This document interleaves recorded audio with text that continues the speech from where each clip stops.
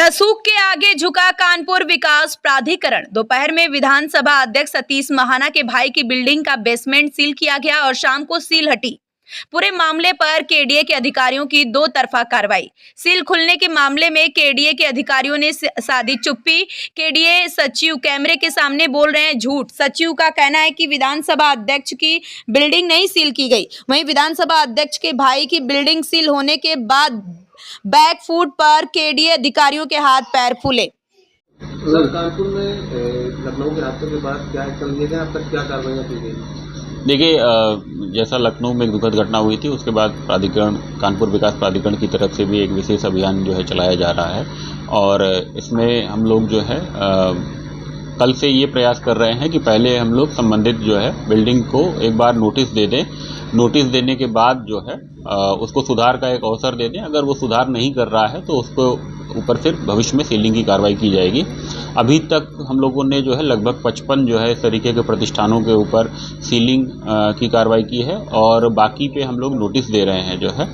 और नोटिस देने के बाद भी अगर वो अपनी व्यवस्था में फायर सेफ्टी के इक्विपमेंट्स नहीं लगाते हैं, फायर सेफ्टी का उचित प्रबंधन नहीं करते, एंट्री एग्जिट के उचित प्रावधान नहीं करते हैं तो उसमें नियमानुसार फिर कार्रवाई की जाएगी।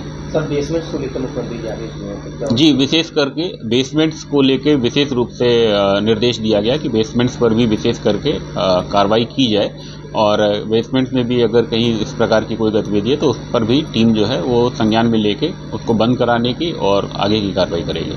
सर, जालमऊ में विधानसभा अध्यक्ष की बिल्डिंग जो है तो सीज की गई और कुछ ही घंटों बाद वो सील हट गई, क्या प्रकरण है? नहीं, इसमें प्रवर्तन प्रभारी जैसे कल भी स्पेशल निर्देश दिए गए थे कि सभी बिल्डिंग मालिकों को पहले नोटिस देके उनसे एक उनके प्रपत्र मांग लिए जाएं और उनको कंप्लायंस करने का अवसर दिया जाए। उसके क्रम में कल क्षेत्र में कार्रवाई हो रही थी। उसमें जो प्रकरण आप बता रहे हैं उसमें भी कल नोटिस देने की कार्रवाई की गई थी जो है प्राधिकरण की टीम द्वारा। प्राधिकरण की टीम फुटेज है सामने, सील कर रही पूरी और कुछ ही घंटे बीत गए उसका सील हट गई। आपके द्वारा हटाई गई है कि जो पार्टी है उसके द्वारा हटाई गई? नहीं, इसको हम लोग दिखवा लेते हैं। वैसे प्रवर्तन प्रभारी की टीम से जो पूछा गया था तो अभी उन्होंने नोटिस ही निर्गत किए हैं इसमें जो है, क्योंकि पूरी घटना में पहले सील किया गया था। नोटिस, उनका आरोप था कि नोटिस नहीं दी गई, सील कर दिया गया बिना बताए।